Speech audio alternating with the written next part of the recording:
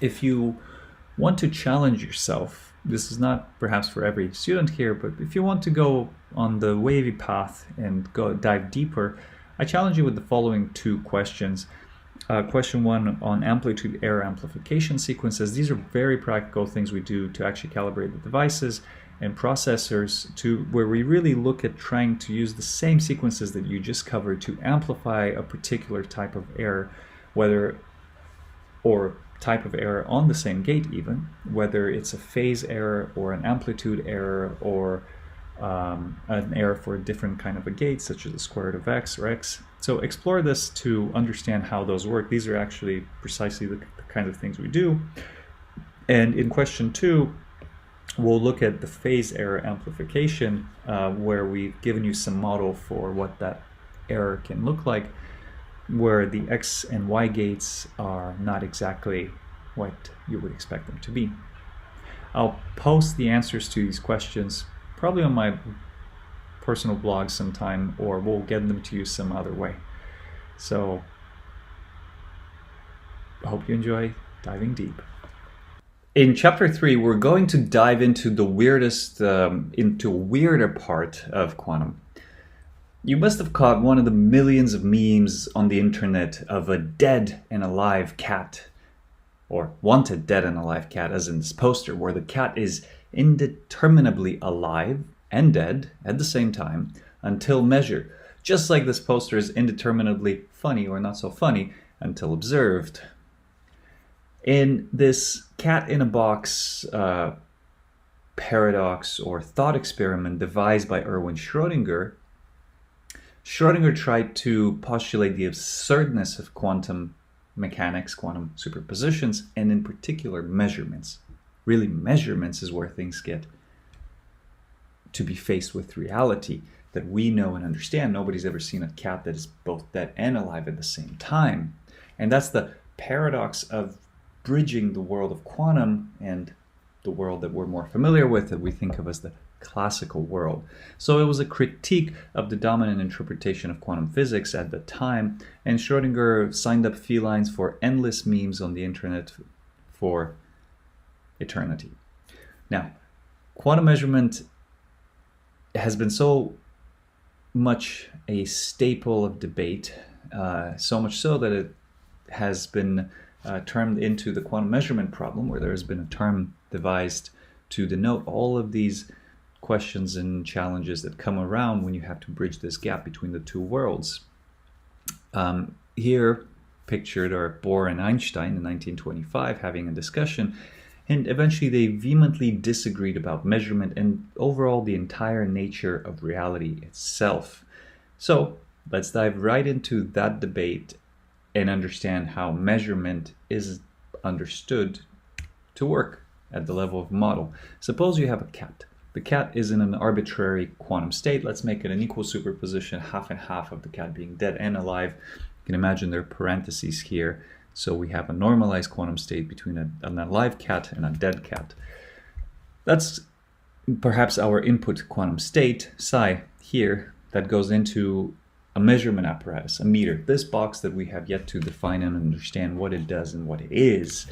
It's a single thick wire on the left denoting a quantum state. On the right, we have two thick wires denoting a classical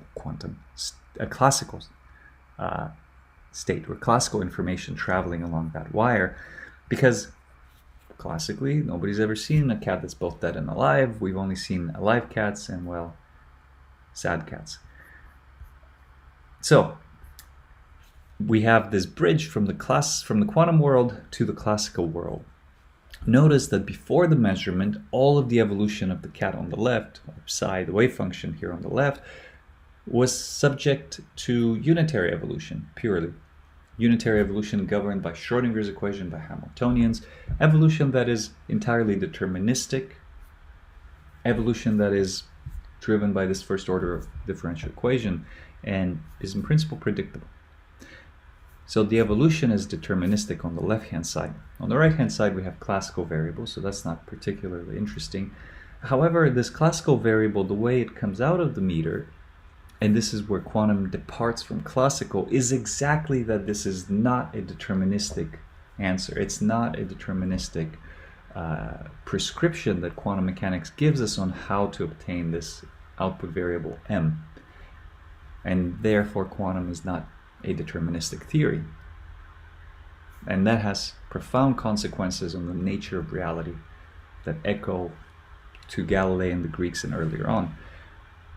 Rather, the meter here postulates a prescribed method for predicting the probability of observing a given measurement record outcome given a quantum state. So how is this classical variable m obtained? What values can it take, such as dead or alive? To answer these questions, let's introduce measurement theory 101 for the standard measurement that most of us think and often do in quantum computing.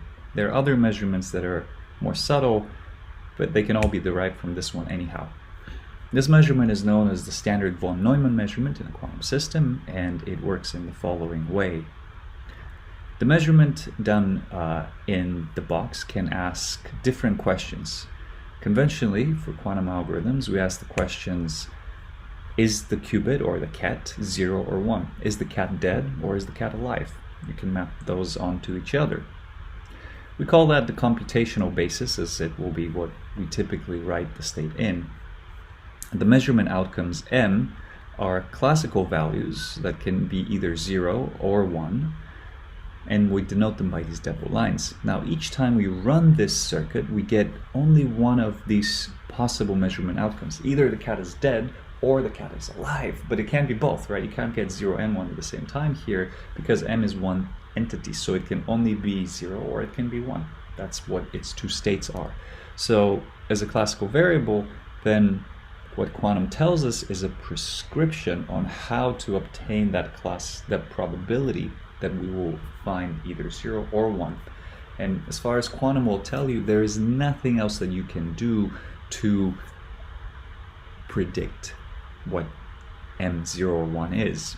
Now, if you've seen my work on predicting quantum jumps, there is a little bit more to the story here than we previously thought possible, but I'll let you Google that. So the probability of an outcome m equal to 0 is given by the following rule. We denote it here as p of m equal to 0. M is the random variable and 0 is the concrete value that we are asking about, and p is the probability of that value. It's given by the overlap between the quantum state psi and the state 0. So we're asking how much of the state psi lies on top of the state 0. Essentially, what's the vector overlap between those two? We take the magnitude squared of that to get the probability. And conversely, for the probability for m to equal 1, we have to ask what's the overlap between the state associated with the 1 outcome, which is 1, compared to the input state psi. Excellent. So for the extra curious reader, let me just note that there are other types of measurements that work a little bit differently, but they're all related somehow. Here we're going to just focus on this particular von Neumann measurement, which is efficient, strong, and projective. Projective because it will, as we'll see, take the state exactly onto one of these 0 or 1 states. So this is our meter, our measuring stick. That's how it's going to operate. Notice a few things. These are probabilities. So let's take a look at how they actually potentially sum to 1. Because after all, the probability of having an outcome after a measurement should be 1, since we should get a number out. Let's see if that holds true. So let's write this out explicitly. The probability of measuring m equals to 0 plus the probability of measuring m equals to 1 equals, and let's just plug these in, it equals the overlap of 0 on psi squared plus the overlap of 1 on psi squared, right? So writing this out a little bit more explicitly, we can write this up as this looks like psi acted on 0 times 0 acted on psi.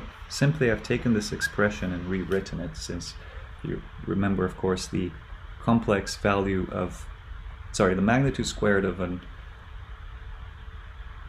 the complex variable z, for instance, is just z times z star, which is the same thing as z star times z.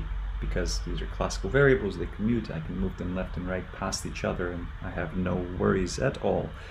So summing up these two pieces, I'm going to put them in the form where they look similar. Notice how I've moved the size on the outside in both of these terms. So moving that along, I can now use this Dirac Rules. Notice that it looks like the same things are happening. The only difference here is that on the left we're going to sandwich with psi, and on the right we're going to sandwich with psi. Essentially this looks like a big expectation value, and in the middle we're going to have, if I break up this expression, simply the terms 0, 0 plus 1, 1. All I've done is taken the second line, broken it up, and grouped it differently into the third line. You may be worried for a second why I get to do this.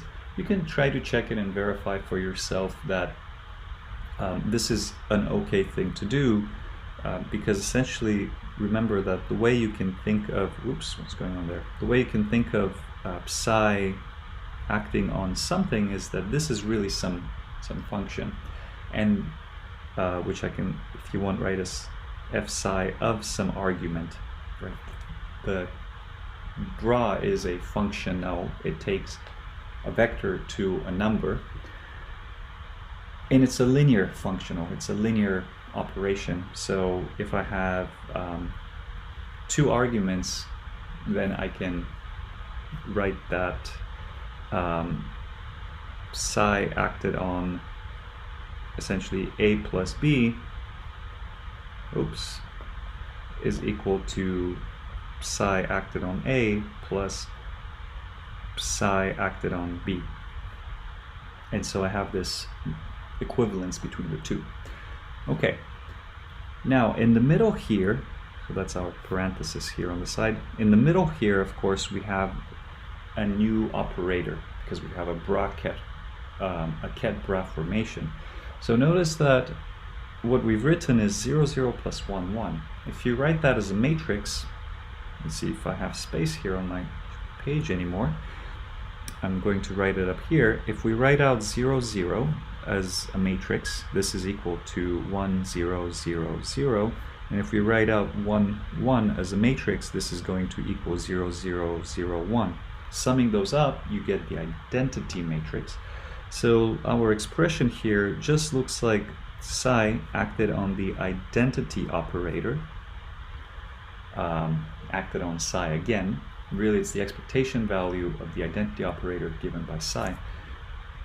Notice that that's nothing but really psi acted on psi, which is going to give us, because psi is normalized, is going to give us 1. In other words, the probability that we find the outcome 0 plus the probability that we find the outcome 1 is equal to 1. It's a probability, of course, so we've just shown that the sum of these two, even in the quantum sense, gives us a resolution of the identity. You see, simply the probabilities have resolved the identity, and that will become relevant and important as we try to generalize this to more general measurements. Here's the clean version of my handwritten scribble, and you can see that essentially we have this key expression rendering to 1. Now let's zoom in and focus on the middle line right here. Okay, let's isolate it and look at just that line where we've broken up that fraction into pieces on the left and on the right. Well, you notice that the probability to find 0 is directly proportional to this expression. The probability to find 1 is directly proportional to that expression. Okay, so from there you can find that there is a generalization of this idea, this notion, called projectors. They're called projectors because you notice that this mathematical expression, the ket 0, bra 0, is a way to simply ask what is a if you want an operator that simply asks the following question, which is, wherever you hit me from, whether it's the left or the right, what's my overlap on the zero state? It can be used for determining how much of the state lies on top of zero, which is essentially what this expression over here on the left is asking. So the probability to find the zero state is proportional to essentially the overlap of psi with this projector. And the probability that,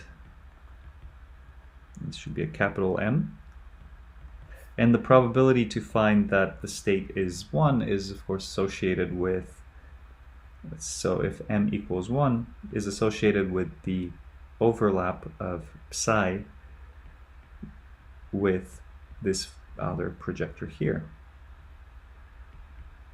Excellent.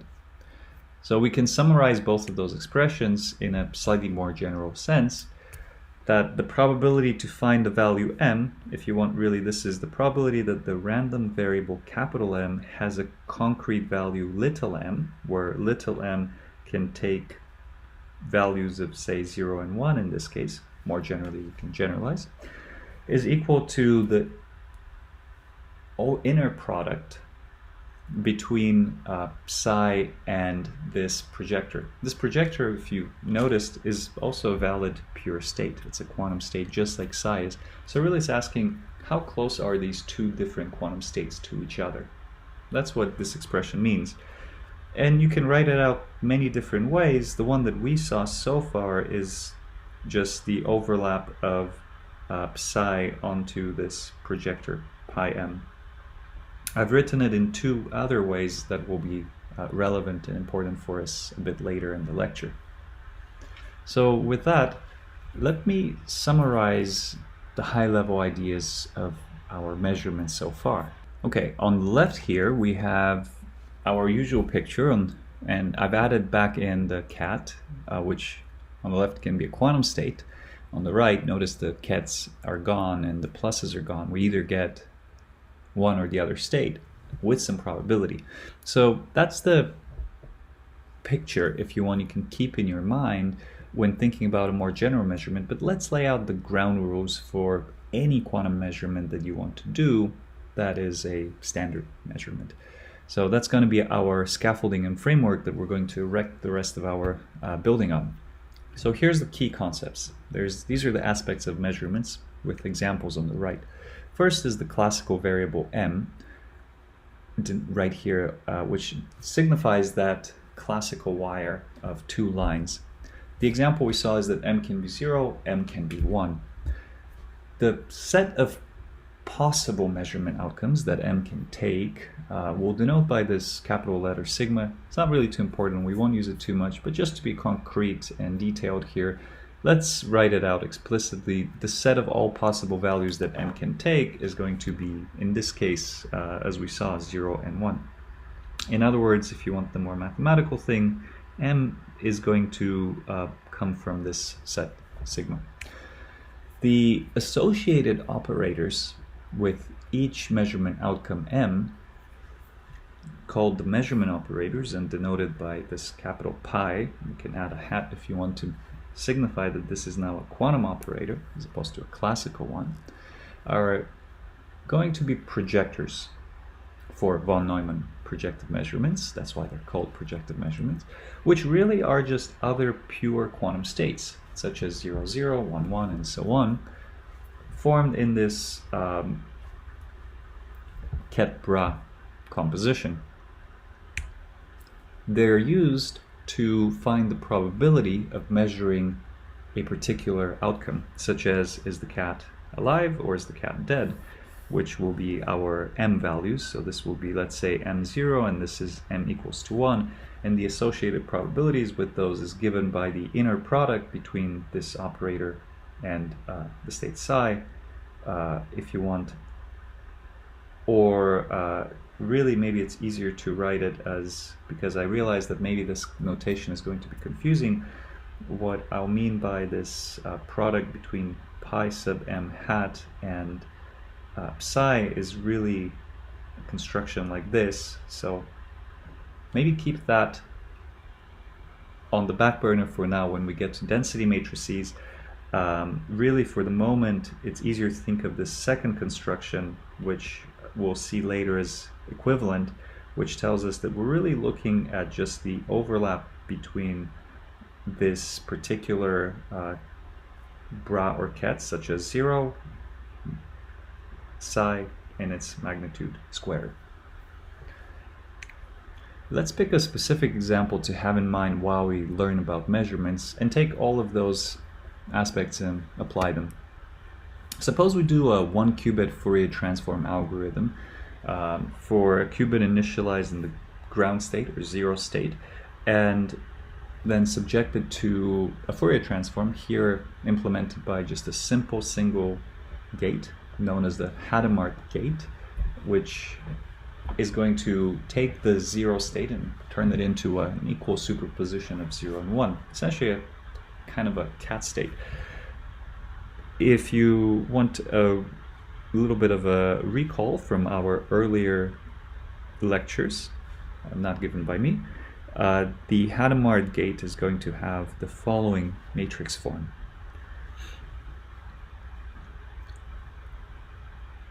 And finally, our measurement is going to ask, is the qubit in the 0 state or the 1 state? And it will give us a classical result 0, 1.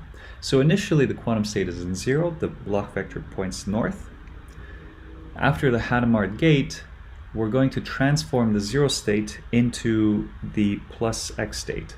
You can check and verify that by just taking h, applying it to 0, which in this notation is just 1 over the square root of 2, 1, 1, 1, 1, multiplied by 1, 0.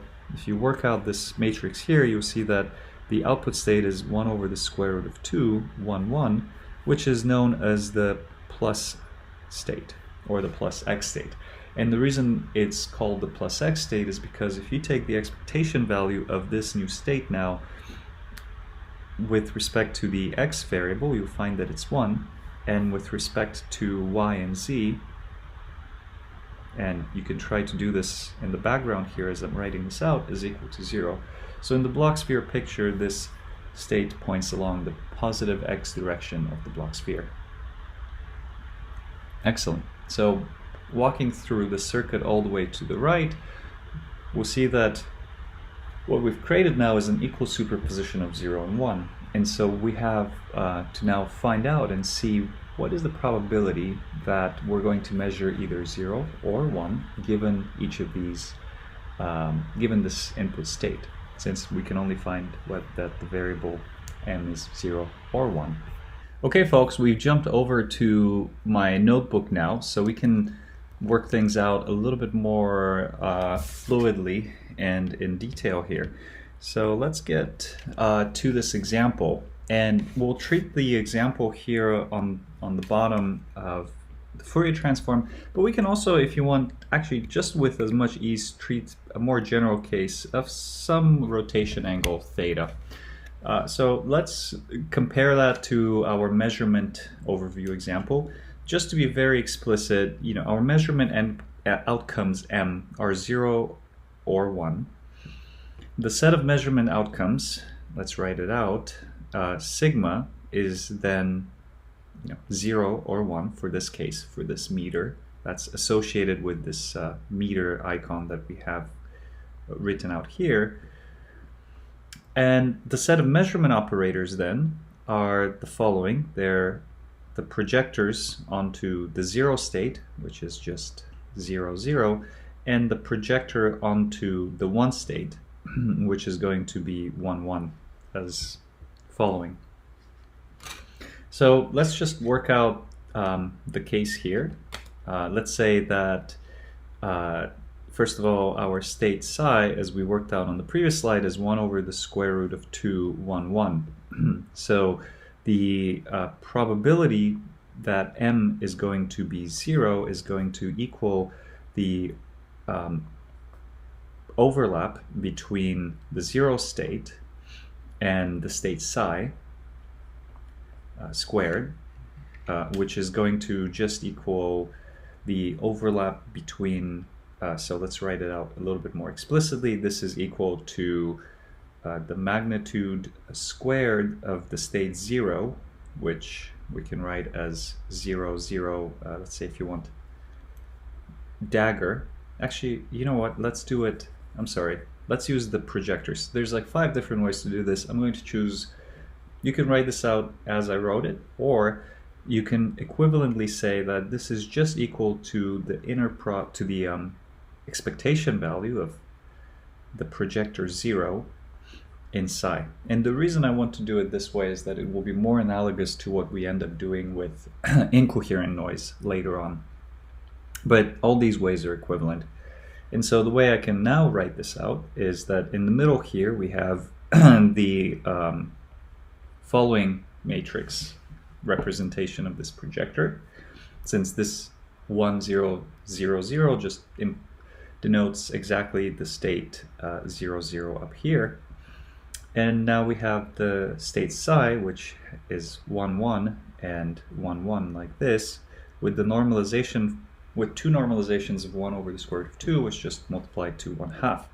So if we now work that out and multiply it out, we have 1, 1.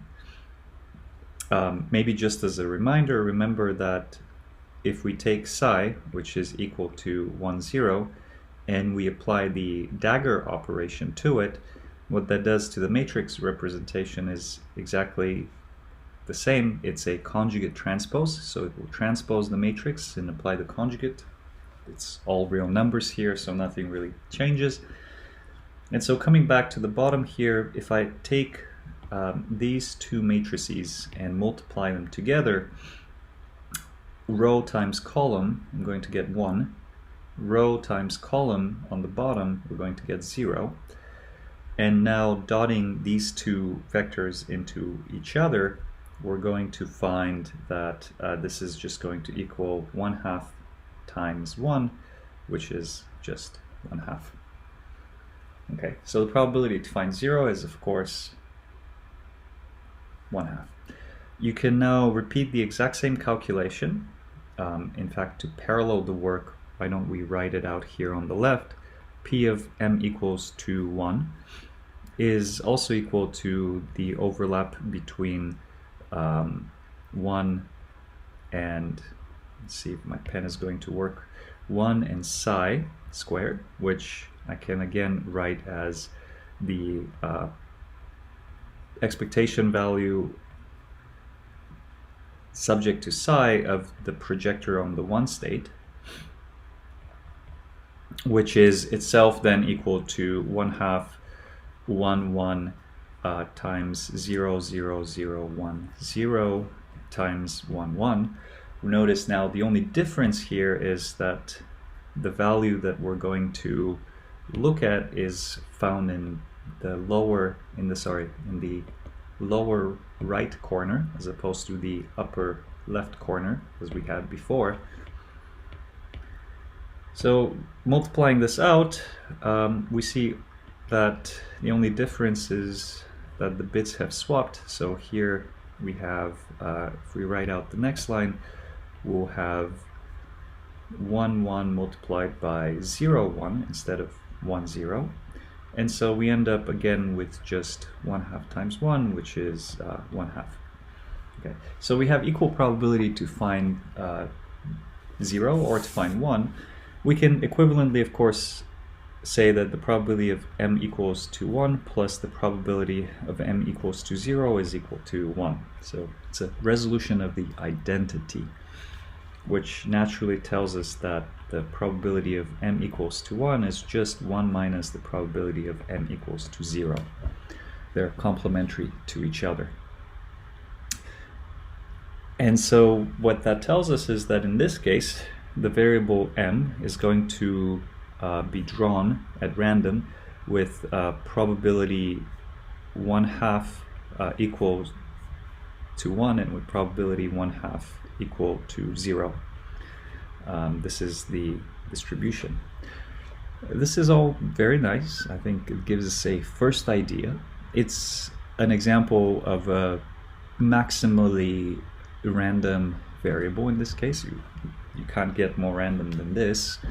Since any other probability will be slightly less random, this is sort of the most fair coin that you could have. And if you want, you can draw this as a distribution where you can say, well, if m equals 0, there's a probability of, let's say that this is the probability. There's a probability 1/2 to find m equals to 0, and there's a probability of 1/2 to find m equals to 1 here as well. Great. Now, can we perhaps generalize that and do this for a slightly more general example? And what would that even look like? Or how can we actually now understand what the statistics associated with this random variable are? Because it's a random variable, we're not going to run this experiment one time and declare success. We're going to have to run this experiment several times and average over it. So let's look at the statistics of this random variable. So let me add a new section here.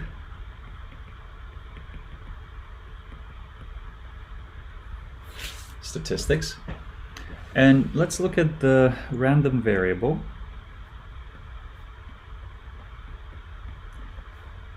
m drawn from the distribution which we defined up here. Okay, great. So as a random variable m, there are several things we can ask about it. For instance, what is the average value of this classical random variable m? Okay, so let's take the mathematical notation for that, which is e, which I'll write with this double struck letter, the expectation value of this classical random variable m. Now this is a classical expectation value.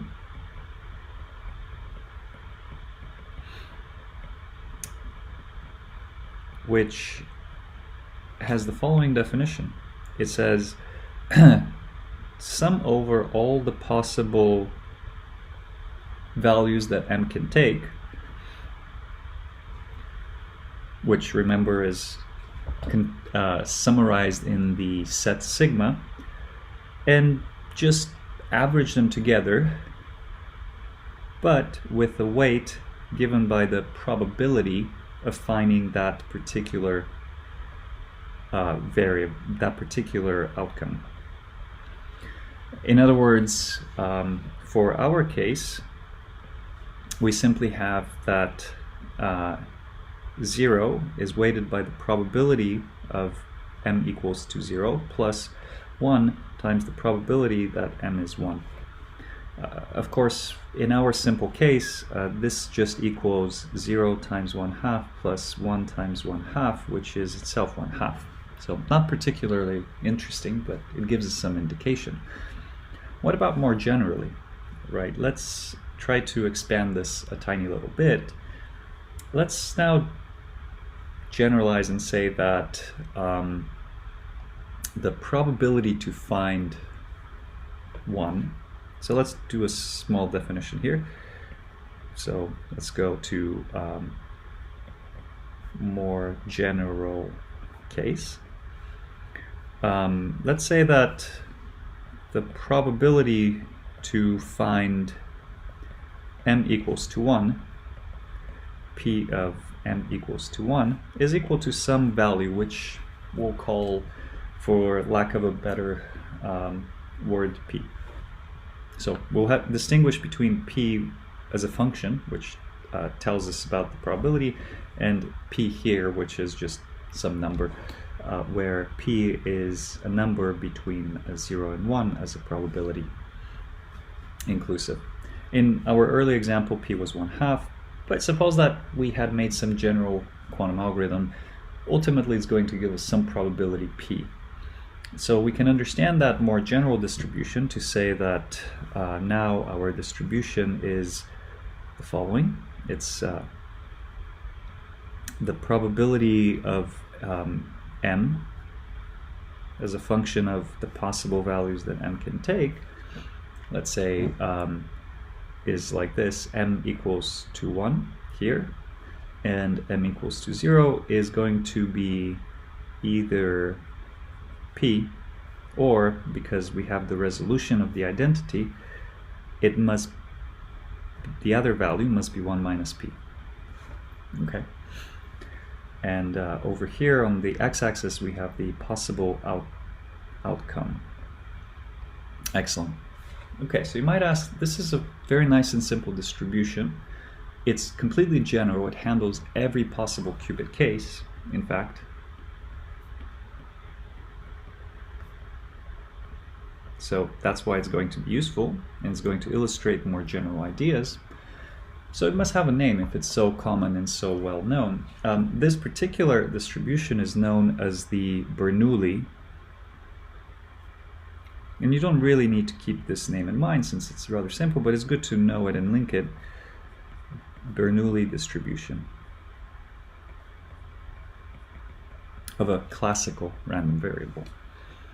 So if you want, you can say that the probability of m is distributed according to some random, according to a Bernoulli distribution, where p here is the probability of 1, of finding the 1 state or the 1 outcome, and b just says Bernoulli, so we'll link that up here. And notice that m is our classical random variable. It's important not to get confused with all the symbols, so I'll try to emphasize them. And this p is different p. This p stands for probability. Excellent. Okay, so let's zoom out for a second. So what did we just do? We zoomed out and we have now introduced a slightly more general case for our random variable, our random algorithm. Really, I can say and summarize that this particular case will correspond to any algorithm on a qubit that has some unitary with some input state. It doesn't even matter what the input state is, then measured in our 0-1 basis and converted into a classical random variable, because it's completely general. There we go. So let's leave that there. So let's examine the same statistic as above and the same measurement operators. So in this case, let's keep in mind that all of the p's are going to be exactly the same. So the probability of having 0 or having 1 is still dictated by the same measurement operators, and the set of possible outcomes are still the same, just 0 or 1. If we come down to the statistic, let's come back to now the expectation value of our random variable m, and we'll see that that is equal, again, to the same definition, sum on m in sigma m times the concrete value times the probability that m takes this value, which in this case is just 0 times the probability of m equals to 0 plus 1 times the probability that m is 1, which in our case is going to be 0 times 1 minus p plus 1 times p, where p is the probability that m is 1. Clearly the first term disappears, the second term remains, and so the expectation value of this random variable now is just the probability. So that's why this is a particularly useful way to define things, is that you now just the expectation value of that classical random variable gives you the bias of the coin, if you want, the bias of the 0 and 1. Now we can relate this again to the quantum case. If I repeat the definition here of the expectation value of m, and I write it as m sum on m times the probability that m is m, notice that another thing you could do is to write this in terms of the quantum operators instead of the classical variables that we just did. So I'll say this up here is the classical treatment, and this is now our quantum treatment. So in the quantum treatment, this simply equals, m sum on m again times n. This is all the same, and we simply substitute in for the probability, which is just the expectation value, if you want, of the measurement operator m that looks like this. Okay, excellent. Where remember that pi m is equal to psi pi m psi, which for the simple case of the qubit is nothing other than psi on m psi. Great. I hope that I've drilled these into your head, since I think I've written the same thing over and over again 10 times. Repetition sometimes is the mother of skill. So moving on, notice a few funny and interesting things that we can now play and do. What you can now do is write this out a little bit more explicitly. So this is the sum on m sigma. Let's write it out explicitly. M psi pi m hat psi. Because the quantum expectation value here is a classical operation, what we get to do, is a linear operation, meaning that the expectation value of a times b hat is equal to a times the expectation value of b hat, where a is some classical number and b is some operator. We can equally take this m and move it inside of here. Now, it's a linear operation, which means that the expectation value of an operator a plus an operator b is just equal to the expectation value of a plus b. I think you covered the properties of these in your earlier lectures.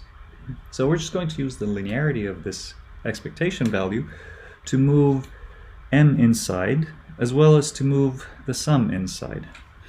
So we can rewrite this expression as the expectation value of psi acted on the sum of m in sigma m pi m hat psi. Okay. And notice what we have just done. Now we have in the middle here a linear weighted sum of operators. So weighted sum operators is just another operator. So I could define this whole thing in the following way. Let's say that I now choose to define an operator called m hat, which is going to simply be the weighted sum of m in sigma, the value m that we can take, times this projector m. That will be our definition of m. So definitions I'll indicate with this particular symbol. And using that, we can write more succinctly that the expectation value of this random variable is simply psi m psi, which is also known as the expectation value of m hat. You might have seen this another way, that the average or the expectation value of your measurement is the average or expectation value of an observable. Well, the observable is going to be m. And this is exactly the connection between the classical random variables associated with quantum physics and the way to calculate these quantumly. So this is our observable. Notice that we could have done this for a different observable. For instance, let's say that m so far, by the way, was 0 times 0, 0 plus 1 times 1, 1. We could choose a different observable. Suppose that we chose the observable m is equal to plus 1 times 0, 0 minus 1 times 1, 1. This observable is just known as the poly Z matrix, which you've seen as 1, 0, 0 minus 1. And of course the one above is just the identity plus Z divided by 2. and it's just 0, 0, 0, 1, like this. Yeah, there we go. That's running out of space here, so let's rewrite that. So let's do I plus z hat times 1/2. I challenge you to verify that yourself. So you can pick any different observable and you can always decompose it in this way. So I just like to emphasize the more general ideas and statements that we have covered here so far. For the second observable here, m, so let's focus on that for now. So for m hat equals to z, notice that now the set of possible values that the observable can take is -1 plus 1, which is different from what we saw earlier, which was 0 and 1. But otherwise the story remains the same. And so you can rewrite everything as in the previous case. The reason that this is important is that in quantum simulations, most of the time you're going to measure things in Pauli observables. You're going to look at +1s and -1s. So we can rewrite these any way we want.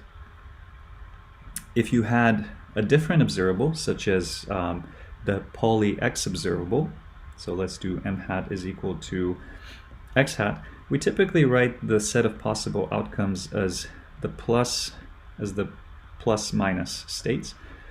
And so the projectors associated with the plus state is this plus, and the projector associated with the minus state is equal to the minus eigenvector of the x operator. In other words, we've just done a spectral decomposition of the x hat operator, which is going to be, again, it's just the sum of m in sigma, excuse me. So for the x observable, this may look a little foreign at first, but it follows the exact same prescription as earlier. So in this case, x has two possible eigenvalues, either +1, where the state is plus, or -1, where the associated eigenvector state is minus, where the x plus state has the following property, and the minus eigenstate, of course, has the following property. And you might have seen these or covered these in your earlier state, and you also saw the Hadamard transform up above do this. The plus eigenstate is just the normalized is it's 1 over the square root of 2, 1, 1. And by orthogonality, you can deduce that the orthogonal to this state, one version of an orthogonal state, to that which is going to be the minus state, is going to just flip the sign there. Okay, so this is the different Pauli observables.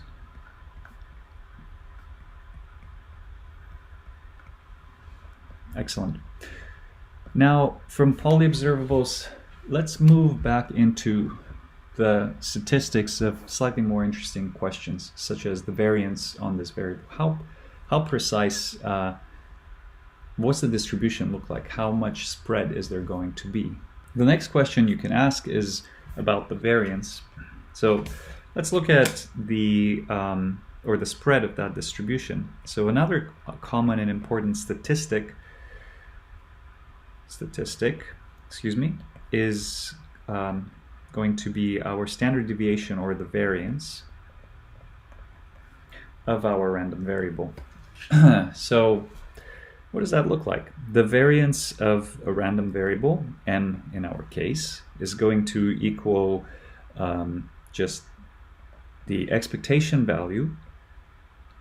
Well, we can write it two different ways if you want. It's the expectation value of m squared minus the expectation value of m then squared.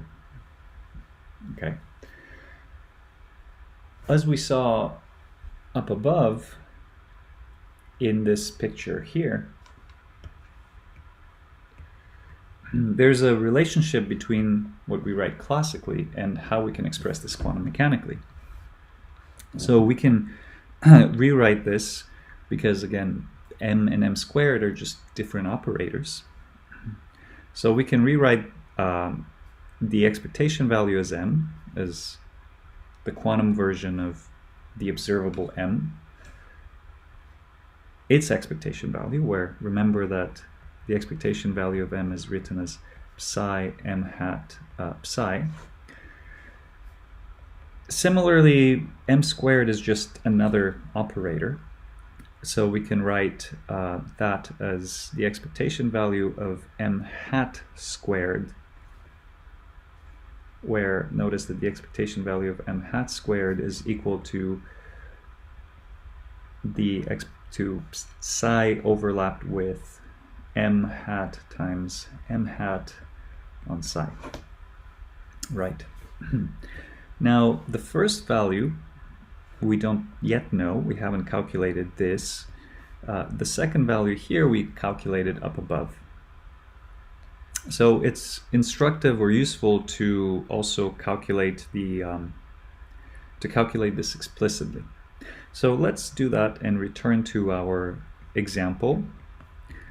Return to our measurement observable, and measurement outcomes being just 0 and 1.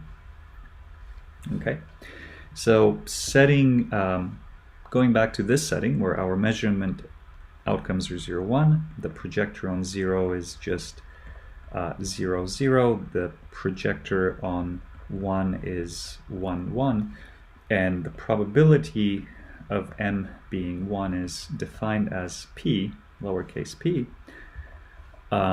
Let's calculate this variance explicitly. So now we have that the expectation value of m squared, which is the first piece that we need from this expression, is equal to the sum on m over all the possible values m can take, times m squared. That's, of course, the relationship here between these two, times the probability that we find m equals to n. Okay. Well, that's great. We know the probability that m equals 2m is, perhaps for the millionth time, it's the expectation value of bracket m. So we can substitute that in. We can also use our trick to move the sum inside. So let's write this out explicitly. And let's also use the trick we used above, where we can slide the sum by linearity inside of the argument of the expectation value. And so we can rewrite this as the quantum expectation value, denoted by this big angular bracket, times the sum of m squared m and angular bracket, which you recognize is just the same thing as taking the quantum expectation value of m hat squared. For our observable, which, if you recall, was in this case 0 multiplying 0, 0 plus 1 multiplying 1, 1, this particular case is very simple because m hat squared is just equal to 1, 1 like this. In fact, m hat squared is equal to m in this case. It's a projector. And in fact, this holds quite generally for this particular type of observable. So we can write that out and say that this is simply the expectation value of 1, 1, which we, as earlier defined, was the projector on the 1 state, which we found or defined as simply p, the probability, which, by the way, you will notice is also the same thing as the expectation value of m. So there seems to be some redundancy here. And that's a general statement. But let's finish substituting all the way in here for what we mean by the variance. And that's really what we're going to calculate in this piece of the lecture. So the variance on this classical random variable m, on this coin toss, is equal to p, which we calculated right here, minus p squared, since we have to take the expectation value of m and square it,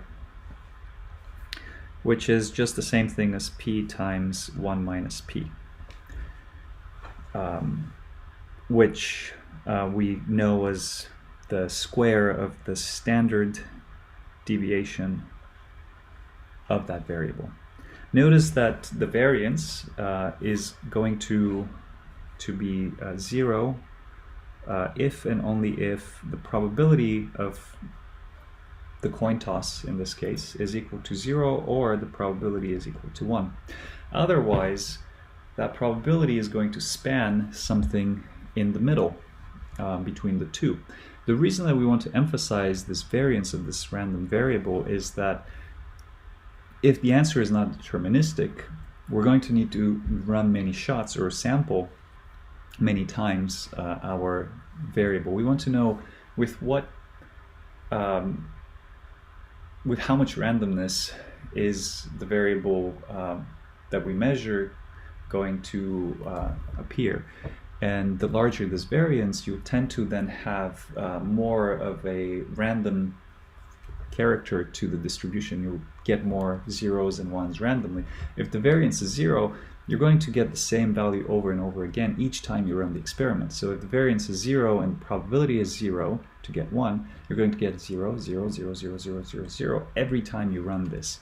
Okay, so let's summarize. What have we actually done and found so far?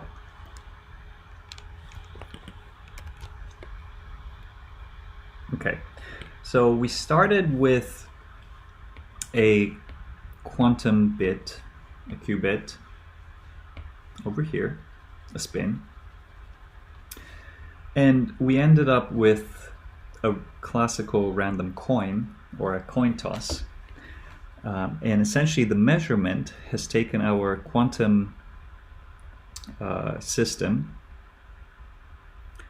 prepared by our quantum algorithm, which in this case was a quantum Fourier transform, and has then transformed it into a classical random distribution. That classical random distribution in this case is parametrized by the quantum algorithm, so that's where the connection between classical and quantum come about. And in excuse me, and in general, these random distributions can be more than you might be able to find with normal classical subjects. So there's more to the story here, in other words. The two things that we want to look at are the standard deviation of that classical random variable, as well as the variance. So this first blue line here, that's going to be sigma m, which is supposed to indicate the standard deviation of that classical random coin toss variable m, and sigma m squared is the variance. It's basically the same thing, just like just this one is the square of the other. So if the probability of p is on the x-axis here, the probability of measuring 1, which we can write explicitly as 1 overlap with whatever state psi our quantum algorithm prepared, which, for example, in our quantum Fourier transform was 1/2. So that's right down the middle here. Well, we see that we will have maximum standard deviation, maximum variance. In fact, the variance here is exactly 1/2, or sorry, the standard deviation is exactly 1/2, the variance is 1/4. If we, on the other hand, have exactly the state 0, it's quite a special case, or any phase of it, that's the only case to get a probability that the one state will never be found. And likewise, to have an ultimate probability p equals 1, that the state is exactly 1, the only way to do that is to have the quantum state be 1. And anywhere in the middle, there are many different states, quantum states, that could have that same probability. For instance, if you have the picture of the Bloch sphere in your mind and you're on the equator of the Bloch sphere, you can rotate yourself left or right as much as you want. That won't change the probability P. You could do a different measurement and talk about things like contextuality to find that out, but you're ultimately going to have a random coin toss. So this picture is important to keep in mind because the fact that, and maybe let's write out the ultimate result here, the standard deviation or the variance of this random variable here goes like P times 1 minus P. That result is really important and will come up again and again and again in your study of quantum measurements and quantum noise, as well as complexity and sampling. Notice that if we have a deterministic answer, such as 0 or 1, the state is well defined with respect to the measurement basis. The variance is 0. If we're in a superposition state, the cat is dead and alive. It's not just dead cat or alive cat. Then we have a lot of uncertainty. We have a lot of variance. Excellent. So keep that in mind. This will come up a lot and will play a major role in how many measurements we have to end up taking, which is what we'll look at in our next segment here. You must have noticed by now that we have a random variable, so just like a normal coin, you don't usually flip the coin one time. To actually understand something about the coin, like what is the probability of the coin, which is what you want to ask in one of these quantum experiments, you're going to have to flip the coin many times over and over and over again. So that's exactly what quantum experiments look like. You don't run the experiment one time, you would run it, say, n times, where n is the number of times you repeat the experiment. We call that shots. You'd run it for n shots. So here's an example. Shot 1, we prepare the state and the ground state. We apply our quantum Fourier transform, the Hadamard Gate, or whatever algorithm we have in mind. We measure, which creates a random bit flip based on the quantum state, but it's just a classical bit flip. And then we find a particular outcome realization. Let's call it m sub 1, which is 1, because that's how it happened. And in general, this random variable might be m1 because it's the random outcome m of the first experiment. We do that again. Shot 2, preparing the ground state, Hadamard measure, random coin, you get another random outcome. In this case, let's say it's 0. And then you do that a 4th time and a 5th time and so on. And so what you end up doing is collecting a series of random variables, m1, m2, 3, 4, all the way until the nth shot. So our total number of shots will be n. And then you have a collection of the coin tosses. You can ask questions, statistical questions about this, such as what is the mean, or what are all the possible combinations. Well, that one's pretty easy. So for 3 samples, meaning n equals 3, there's 2 to the 3 possible combinations. The first bit is either 0 or it's 1. The second bit is either 0 or it's 1. And excuse me. So let's make sure I get all my 0s and 1s straight. And likewise here. And finally, the third bit is either 0 or 1. So these are all the possible bit string combinations that you can end up having for n equals to 3. So there's in general 2 to the n possible combinations. Now time we run the set of experiments, we're going to get one of those possible combinations. In the case above, we found 1, 0, 1, which is this particular one right here. The way we can think of these is to say that the first one here is M1, the second column is M2, and the third column is M3. So these are all the different possible combinations. Then you can ask questions such as, what's the sample mean of this whole ensemble?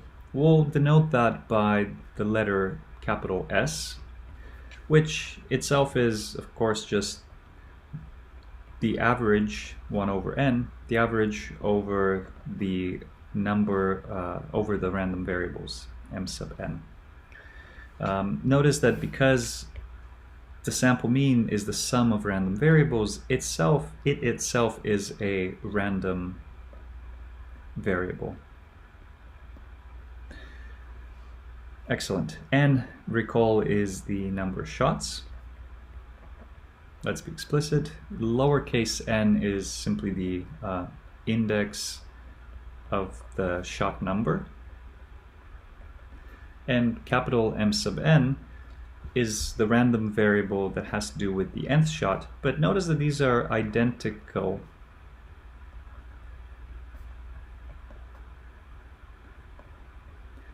Their IID are identically distributed and independent variables. You know, shot 1, independent and identically distributed variables. Shot 1 does not affect shot 2 does not affect shot 3, and so on. So we can write that, if you want, by saying that m sub n is just related to m. In other words, we can just drop the index n because they're basically all the same. Just keep in mind that they are still different random variables. So for a particular realization, such as this one here, let's write that out. For example, this particular sequence has an average of 1 over 3 times 1 plus 0 plus 1, which is equal to 2/3. We can, of course, look at different examples for all the different cases that we might have. And we can look at what is the mean of this sample. And I challenge you to work this out. I'm going to only sketch it for you, and in the bonus section we have the details of all of this, but essentially it's the expectation value of 1 over n times the sun on n equals 1 to n m sub n. Because this function is a linear one, you can essentially move it all the way through the multiplication, division, and sum. So we can really rewrite this as 1 over m, the sun on n equals 1 to n, the expectation value of m, and I'm going to drop the subscript n since we said that they are all the same, so it doesn't really matter. In other words, the expectation value of m sub n is equal to the expectation value of m sub n prime, which could be some other one, so we might as well drop the subscript. And you can work this out also, since they're all the same. You have 1 over n times n versions of these, so you can cancel that out, times the expectation value of m. So you can see that the reason we've defined the sample mean this way is precisely because it reduces to just the expectation value of m. In other words, let's save that there. In other words, we have the result that the expectation value of the sample mean should be equal to the expectation value of this single outcome, m, which earlier we showed is just equal to the quantum expectation value of the measurement observable, which we can call m. And that's a nice, beautiful, and general result. For the case of our qubit example and observable, that just equals p. For qubit, m hat being 1, 1. Excellent. You can also ask the same question about what is the variance of this sample mean and sample observable. And I won't work it out for you here in detail. This is a good extra exercise for you to try. And if you look at the bonus notes, you'll find the results there. I'm just going to quote the result because it's quite simple. It just says that like the mean, the variance of the sample is related to the variance of the individual run, so it's the variance of m, divided by the total number of shots, n. Earlier we saw that the variance of this random variable is p times 1 minus p, and now it's reduced by the number of shots n. In other words, the standard deviation of the sample mean goes like the square root of p times 1 minus p divided by n. This is the famous rule that you always have, which is that the error bar on your expectation value scales like the square root of the number of shots. So you need to take basically your number of shots, n, let's write that out explicitly, number of shots will determine very directly, if you want, the error bar or the standard deviation on the sample mean, which in this case is the estimator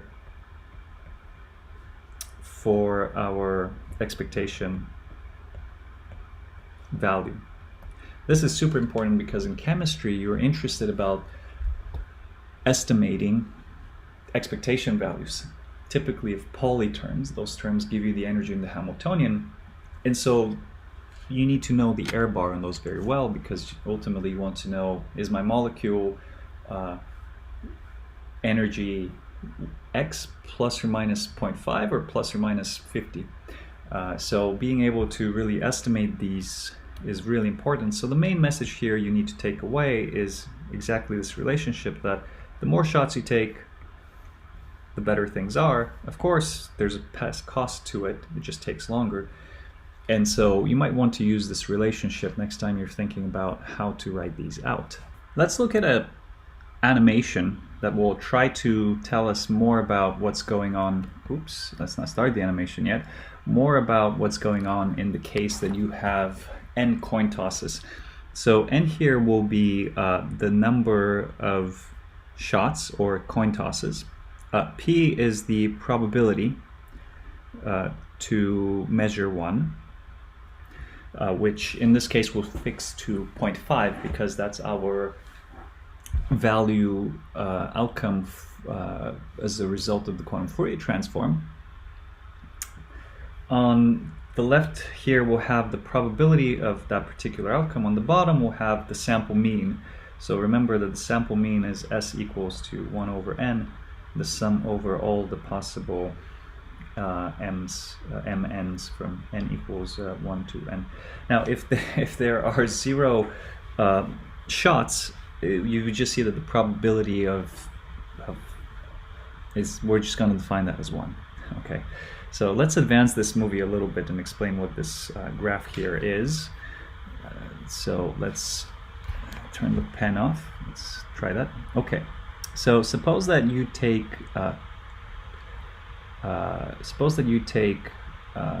let's say 2 or 3 shots. Let's say you take 2 shots. Okay, what are all the possible values that you could have for your mean?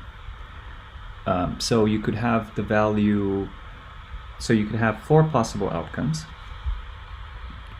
Okay, you could have the outcome string 0, 0, which will average to the value 0.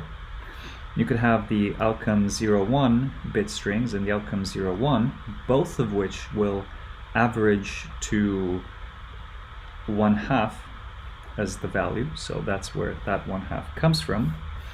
And you could also have the outcome 1, 1, which will average to, of course, 1. So that's So that's what these blue dots represent here, is all the possible values that S could have. So this is probability for S. Now, if we advance the movie a little bit further, you notice that as n increases, the number of blue dots increase, and consequently also the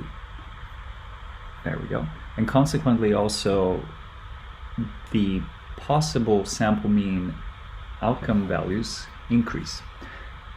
There are, of course, many degenerate strings that tend to accumulate around the probability p here that tell us that the most likely sample mean outcome tends to be somewhere around here. You see around 0.5. Notice that the width of the distribution is getting narrower as we increase the number of shots.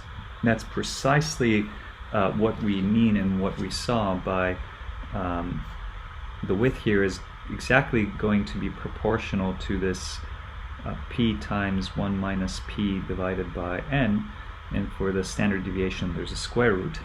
And so as you increase the number of shots, n on the denominator of this expression, the width is going to, with square root dependence, decrease and decrease and decrease. And of course, the digitization of your outcome increasingly looks like a continuum.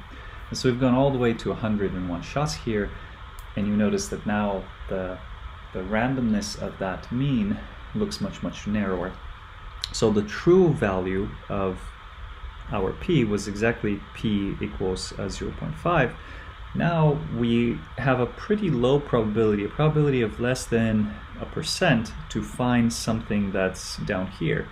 We're much more likely to find a value that's within one standard deviation of this.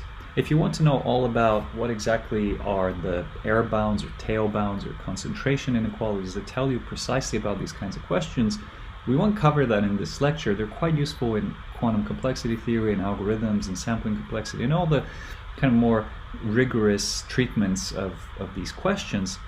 We're just going to rather focus on the high-level pictures. If you want a little bit more of a summary of the details, and if you've heard of, and if you have a mathematical background and you've heard of things like Markov's inequality, Hofding, Jensen, Chebyshev, Chernoff, and a million other versions of these, I can refer you to this little note that I've compiled here, mostly for myself, but has been a bit popular with this mnemonic to summarize that.